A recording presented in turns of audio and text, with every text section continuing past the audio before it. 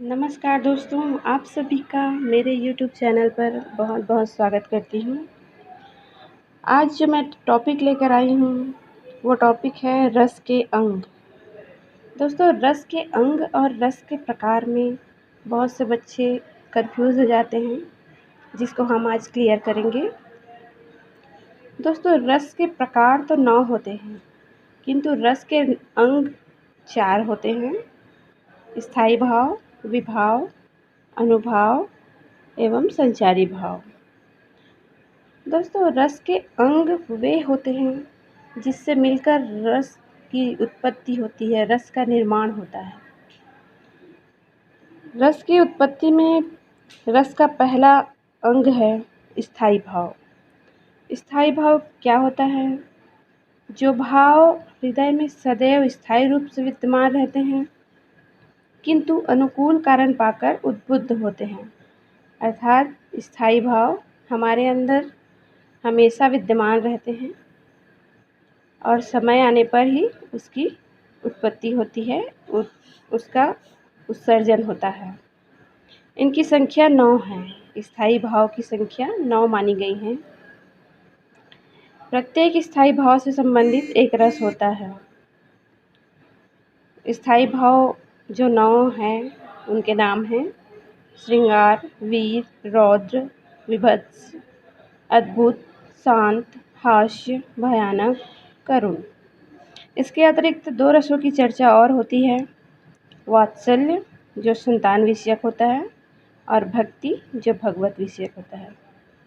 किंतु स्थायी भाव की संख्या मूलतः 9 ही माना गया है, इसलिए इसको नवरस बोला जाता है।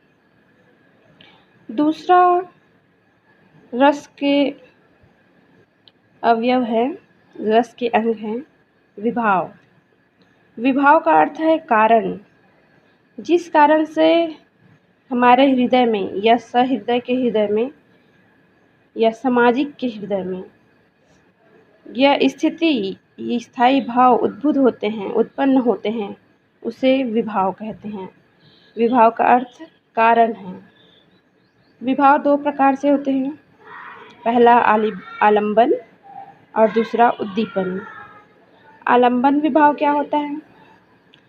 जिसके कारण आश्रय के हृदय में स्थायी भाव का उत्पादन होता है, उसे आलंबन विभाव कहते हैं।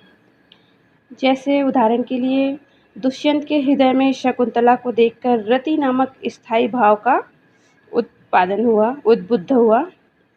तो यहाँ दुष्यंत आश्रय है, शकुंतला आलंबन है। दूसरा विभाव है उद्दीपन विभाव। ये आलंबन विभाव के सहायक एवं अनुवर्ती होते हैं। उद्दीपन के अंतर्गत आलंबन की चेष्टाएं एवं बाह्य वातावरण 2 तत्व आते हैं, जो स्थायी भाव को और अधिक उद्दीप्त एवं प्रबुद्ध एवं उत्तेजित कर देते हैं। तीसरा रस का अवयव है, रस का अंग है अनुभाव। आश्रय की चेष्टाएं अनुभाव के अंतर्गत आती हैं, जबकि आलंबन की चेष्टाएं उद्दीपन के अंतर्गत मानी जाती है। अनुभाव की परिभाषा देते हुए कहा गया है, अनुभावो भाव बोधकः, अर्थात भाव का बोध कराने वाले कारण अनुभाव कहलाते हैं।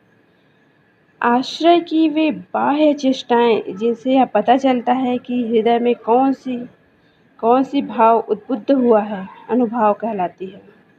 ये 4 प्रकार के होते हैं: कायिक, वाचिक, आहार्य एवं सात्विक।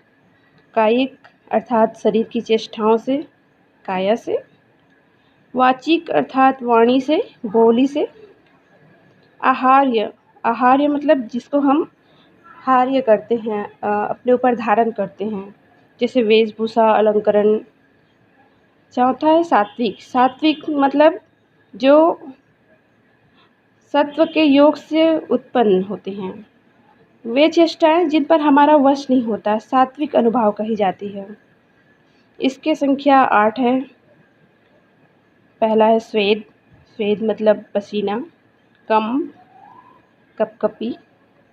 तीसरा है रोमांच, चौथा स्तंभ, पांचवा स्वरभंग, छठवां अश्रु, सातवां वैवर्ण्य और आठवां प्रलय।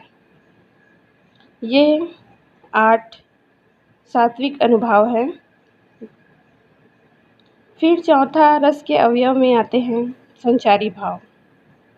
संचारी भाव स्थायी भाव को पुष्ट करने वाली होती है। ये सभी रसों में संचरण करती है। इन्हें व्याभिचारी भाव भी कहा जाता है। इनकी संख्या 33 मानी गई है। इन स्थायी भाव के नाम इस प्रकार है: निर्वेद, ग्लानि, शंका, असूया, मद, श्रम, आलस्य, दैन्य, चिंता, मोह, स्मृति, धृति, पीड़ा, व्रीड़ा मतलब लज्जा, चपलता, हर्ष, आवेग, जड़ता, गर्व, विषाद, औसुत्य, निद्रा, अपस्मार, स्वप्न, विबोध, अवमर्श, अविहिता, उग्रता, मति, व्याधि, उन्माद, मरण, त्रास और वितर्क। इस प्रकार रस सिद्धांत काव्य का सर्वाधिक महत्वपूर्ण सिद्धांत है तथा रस काव्य की आत्मा है। धन्यवाद।